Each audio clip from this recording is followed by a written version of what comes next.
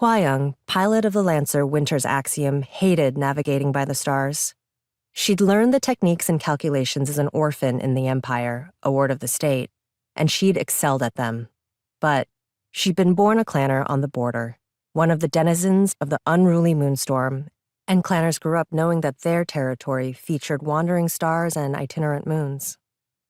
Stars are meant to wander free, Mother Era whispered to Hwa Young in her earliest memories.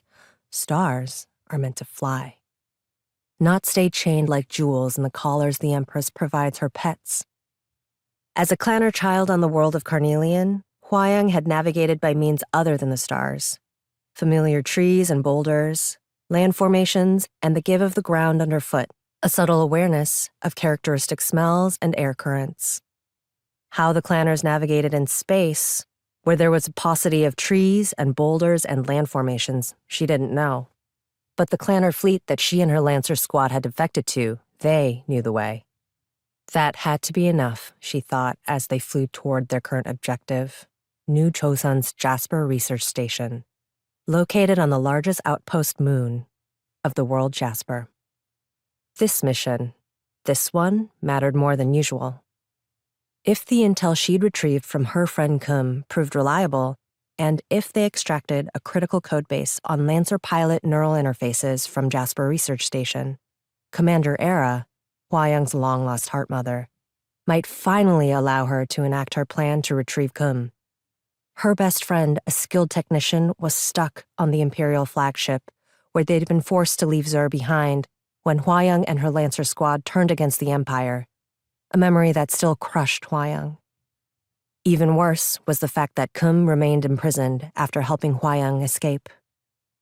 Though they'd been covertly communicating ever since, Geum had proven reticent about giving clanners a lead on real intel, as opposed to what Era uncharitably termed random distractions, code for intel that didn't advance the clanners' military aims. Hwa Young told herself that Geum was trapped with the enemy and had good reason to exercise caution. Getting caught collaborating with the clanners was a sure death sentence.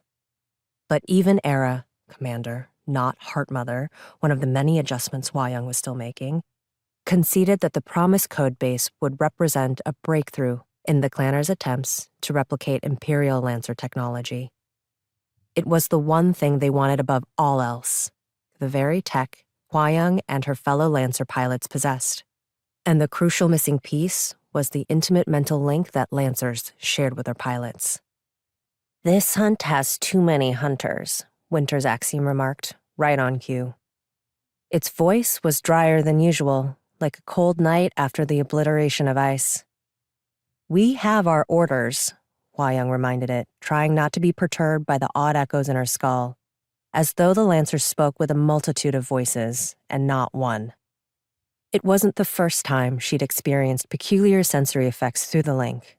Some of them, like the way it shared its scan data like a map inside her head, were useful. Others, well, she was still adapting. At least Commander Era had done her homework based on the clanner's dossier on Jasper. Awkward as Hwa Young's interactions with her heartmother had been, since their unexpected reunion, she appreciated the woman's fundamental competence. Jasper wasn't originally Imperial territory decades ago, Commander Era had said during the briefing.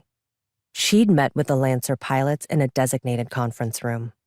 The crisp holographic maps detailing friendly clanner strongholds and known versus projected Imperial movements had contrasted sharply with the absurd riot of purple-green vines and potted flowers growing up the bulkheads, the effervescent fragrance of star blooms, and pungent smell of damp earth reminding Hwa Young vaguely of her old clanner moon home.